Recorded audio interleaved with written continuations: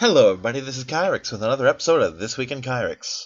This is for the weekend, or the week, of November 22nd, 2017. Hold on a second. Sorry about the sneeze. And apparently the next one. Sorry about that. This is actually being recorded about 3:30 in the morning on Black Friday, which I may actually be somewhat participating in this year. Let's go over what happened. I had almost an unbroken run not last, but Tuesday at not HeroClix. God damn it, get your game straight. At Pokemon. Had like 4 battles. One of them was a loss, but it was an interesting loss. And me and one of my rivals there tied, so we got the prize, which is 4 Pokemon cards, early. So that was cool. So that means, as I told her, hey, next week we can take it easy, I actually did get Ultra Sun and Ultra Moon. However, it'll be a while before I'm officially playing either one of them up at the library, because I gotta get caught up. I gotta get my infrastructure set up, because you gotta get certain berries, you gotta get the facilities up and all that shit. But it'll happen. Skinner is actually down from Tennessee for the week. He went up to take his stuff from down here, back, but he's going to be heading back. He's probably back now, actually. And he apparently is going to loan me one of his roommate's 3DSs so that I can get a bunch of shit done, which is cool. So we got to play Clicks with him, which was fun. It was a Harley Quinn booster draft. I actually got to keep most of the figures, because my friend who I was borrowing from had all but like 2 or 3 of the figures, so that was kind of cool. As for the Harley set, I've had a look at some of it. It's a good set. I wouldn't call it a great one, but it's a damn sight better than What If and Joker's Wild were. Ooh, back scratcher. But it's not bad. Backtracking to the subject of Ultra Sun, Ultra Moon, what's the word? I crunched the numbers last week, and I'm counting last week from Sunday to Saturday, right? I pulled close to 90 miles on my bike, getting various shit done, like getting Ultra Sun and Ultra Moon, getting all my Silvally cards, which I did, by the way. I have all 18 codes. Well, I have 16 codes, plus 2 that I've used, But I've got 18 of them. And then, of course, going to the library, going to Clicks, going to Star Trek. I pulled a lot of mileage.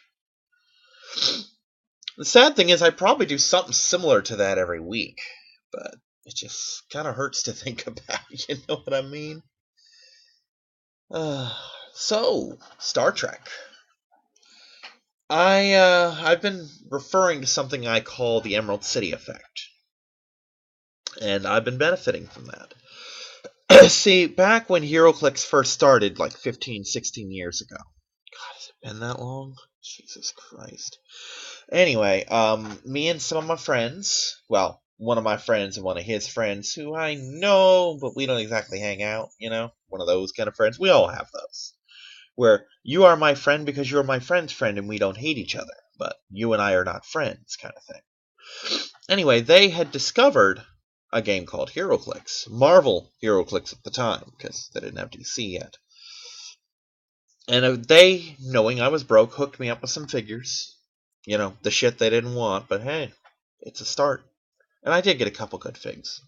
And I got into it. It was kind of fucked up, really, to think about this game that I've been playing for, well, maybe not a decade, because no, it probably has been about a decade when you factor in all the sets that I have played. But anyway, there was a period of time where I wasn't playing at all because I just kind of fell out of it. But I've been playing this thing since it started. And it was entirely with cast-offs, and I'm pretty good nowadays. But back then, I kind of sucked ass. And we used to game at a place called Emerald City. I don't know if they have those outside Florida, but we sure as hell have them here. Like 2 or 3 of them. But anyway, since we had him and his friend, and we had this other guy who was a collector, and we had this other guy who was really good as well, although he was mostly Mage Knight, it was just you couldn't find some headway because these guys had literally every figure. You know what I mean? And I kind of struggled to win. I won maybe 3 games, ever. One of them was the infamous launch night of DC HeroClix, where everybody had DC stuff and I had a booster of DC. Almost all of which I traded to get Batman, which was a worthwhile trade, I want to point out. But anyway.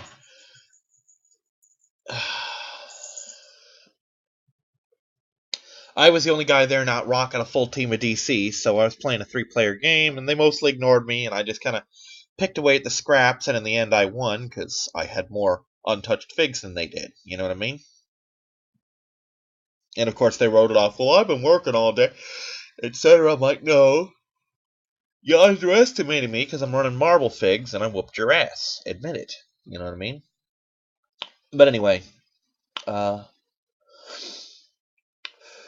getting back to Star Trek, or getting back to the point of this story, which will lead back to Star Trek, is one of the guys decided to start his own gaming store. He'd been talking about it, but everybody talks about stuff. I didn't think it would actually happen.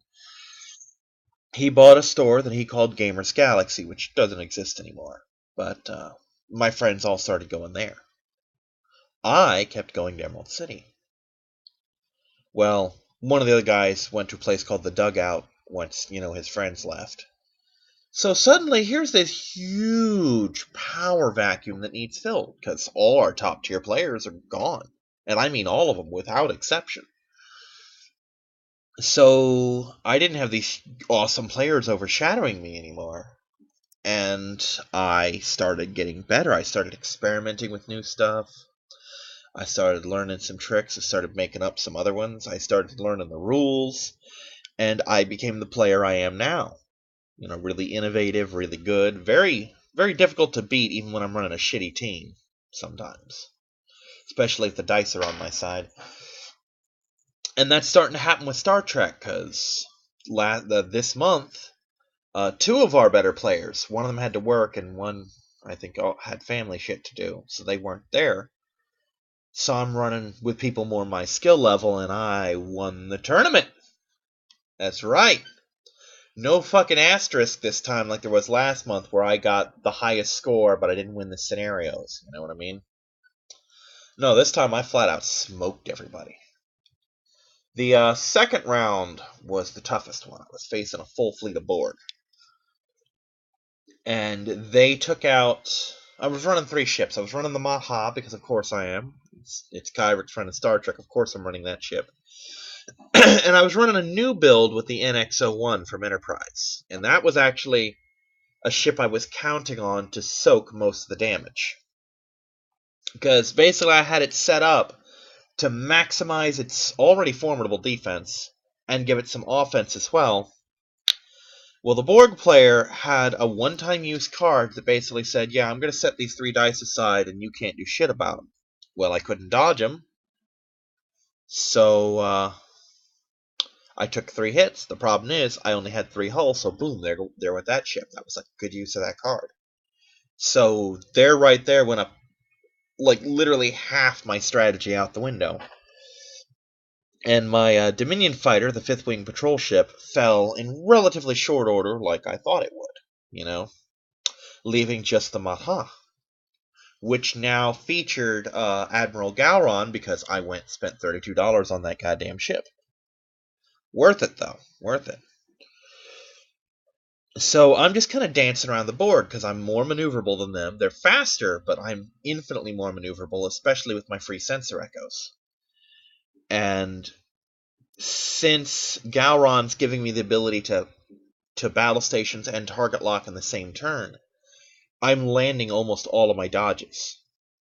Because let me pull out the die just so I can display this for you. I mean, you're not going to see it, but I am. Star Trek uses these 8-sided dice, and there's red dice for offense, green dice for defense, and 2 other dice that are special that you have to pay for, but they're not in running right now. Now, an evasion dice has 3 blank sides,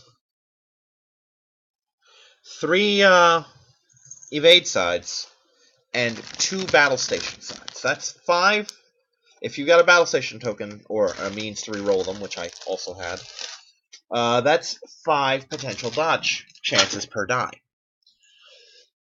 So if you're rocking a battle stations token that allows you to convert all your battle stations to defend, there's pretty good odds that you're going to dodge everything. And when you're rolling 5 dice and they're rolling 6 attack dice, you're going to dodge shit. And I did. And we had a thing where I basically flew around him for reasons, and he ended up down towards the lower middle of the map. And it took us something like 4 turns to angle enough to get to one another again. And then I finally managed to take out one of his ships. Because here's the thing, the dirty little secret of this Klingon ship is that because Gowron allows both a target lock and a battle stations, if I'm not in your firing arc, I'm going to use that battle stations. And when you're rolling 6 dice, and you've got a means to reroll and a means to convert dice, you're hitting all 6 of those dice. So when Gowron shoots you, you're losing chunks of your ship, and even the board can't take more than 3 shots from me. So I blew up one of his ships, and there was 2 left, and both of them were in trouble, because one only really had evasion dice to save it. It didn't have the thick hull or the thick shields of a normal board. And the other one was on like 3 hull. You know, 1 solid hit and it was done. And the judge comes over to check in, because he does that every now and then, and my opponent's like, I'm going to call it, because he's going to table me. Well, first he asked how much time there was, and I misheard him. I heard 3 minutes. And he's like, you're going to table me? I'm like, dude, we got 3 minutes. And he's like, no, we got 20. And I look at the judge, like, yeah, you got 20 minutes. And I look at him, I'm like, yeah, I'm going to table you. In 20 minutes, you're not... Because he told the judge, like, I just threw 15 dice at this guy and didn't hit him once. So... But yeah, that battle, that was a hell of a thing. But I won, and I've since fine-tuned the build, you know. And the judge gave me kind of an eye roll thing about running the Madha again, and I told him, look, it's something that works. It's not broken, and as he pointed out, I do keep constantly refining it. Like every week, I tweak something on it just a little bit, or I add to the actual build, or I do this, or I do that. You know. Next month, we don't have a date set, but next month's actually going to be an interesting tournament because none of us know what we're playing. I'm not actually bringing any of my own ships that month. I am showing up with my dice and my cards and my templates, and there's going to be a fleet just there randomly assigned to me. I'm going to play with that, and we all are. We're all doing that, so that should be fun. Playing with random stuff that you didn't build can make you a better player. And I'm looking forward to that learning experience. Now let's backspace a little bit to HeroClix. Remember that Emerald City effect? Sometimes you can get better without that, and Anubis is starting to show that, and I'm really fucking proud of him. I really am. He's he hasn't really shown it much, but I'm pretty sure he's had a complex about it for a while. The fact that he was more or less the worst player we had. Now again, I want to emphasize, as I've done before, that being the worst player at our venue is not a bad thing. Because our venue is full of high-tier players. I mean, that's like being the worst player on the team that won the Super Bowl. You know? To use a sports ball reference. And quite frankly, that draft that I went to, he fucking smoked everybody.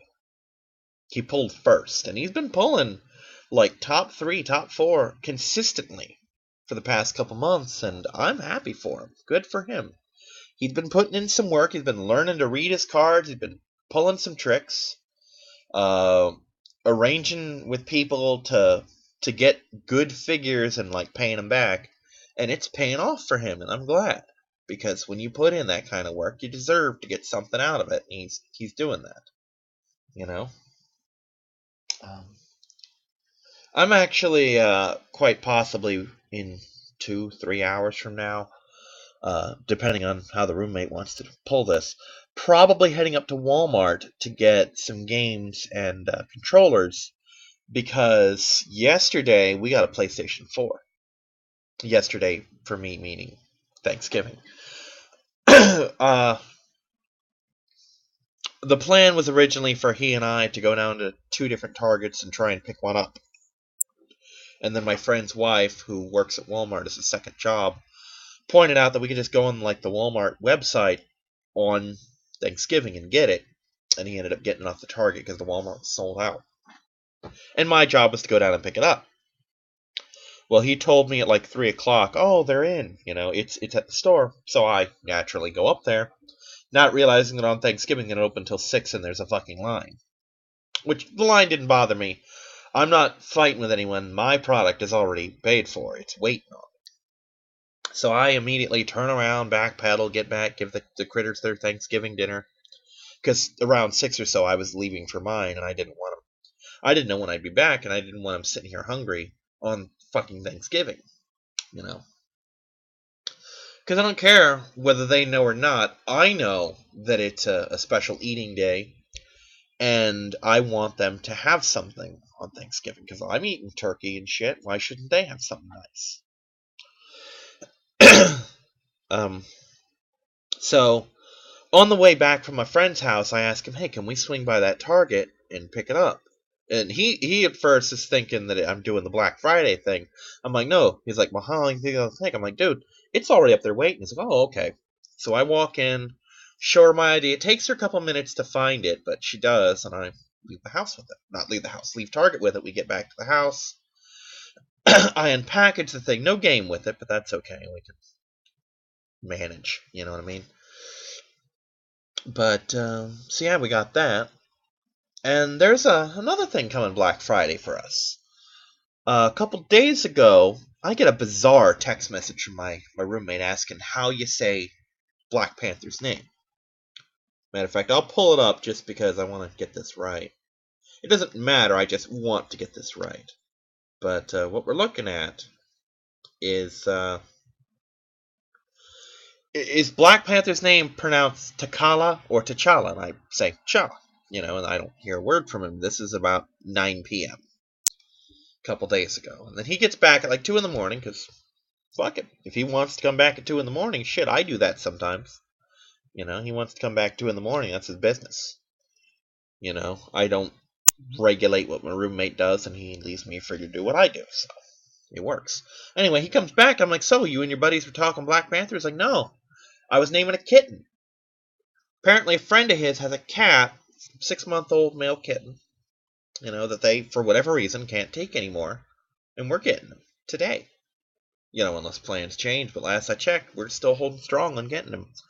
So, we're getting a new kitten today. It's gonna take him a while to integrate him with my kitties, and maybe the dog. He might take to the dog immediately. Maya's really good with other animals, and she loves cats. Especially when they love her back, But I'm sure Willow will take to him just fine. It's whether he does the same with her. But we're gonna have a 5th kitty in the house. Fortunately, he's not my responsibility.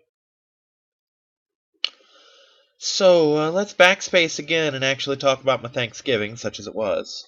Not that I'm implying anything on my host's part. I kind of botched this one.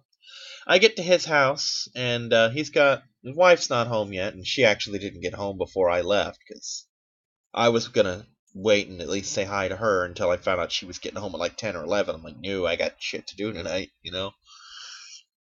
But we get there, food's ready. I'm thinking, well, we'll wait on her. My friend had to go and feed a cat for his aunt, and I'm like, can I tag along? He's like, sure. So I tagged along, both to spend time with him, because we almost never see each other, and to see a kitty cat. I can't pass up a chance to meet a new kitty cat. That's just how I am. So we get over there, I pat the cat a little bit, he feeds her. He feeds her literally like a quarter-sized amount of wet food. And I'm looking at it, I'm like, really? I'm like, how old is this cat? And as he put it, she has to eat that much or she'll throw up. And it turns out she has dry food, but he had to come out there and give her this quarter-sized thing of wet food. I'm like, okay, okay. And he had been planning to stay up there with the cat for a while, but the cat just kind of wandered back into her room and laid down. I was like, well, fuck it. She's going to be in there. I'm just going to close the door and leave, you know? We get back to his house. I start dishing stuff up, and I'm well known as a picky eater. He knows that. His wife knows that. They're cool with it. Normally, I come over there and I just devastate the turkey, which they tell me go get more, so I do. So anyway, I'm doing this, and I'm getting like 3 slices of turkey, like big old strips, like, bottom of the palm to middle finger sized, strips. And I'm getting ready to eat those, but he's also got mac and cheese. Now, I love me some mac and cheese. I'm a little iffy about mac and cheese that's been in any way baked, but as he put it, he made it first and then put it in the oven to warm it up. I'm like, okay, I'll give it a shot. Taste was a bit weird, but not. It was the cheeses he used. It was still good, and I still ate every last scrap of it that I had on my plate, and I even got like seconds and possibly thirds of it. And because I filled up on all this damn mac and cheese, I barely touched the turkey. I did get a slice of pumpkin pie, which I had him slice, because as I put it, at home I quarter it, because I don't share. When I get a pumpkin pie, I get a pumpkin pie, you know what I mean? And I'll sit down and chunk that thing in a single sitting. But of course, he actually did the same thing, gave me a thing of pie, ate the pie, went home. Pretty good day. We got to hang out for a bit, even though he spent most of it either cooking or cleaning. That's fine.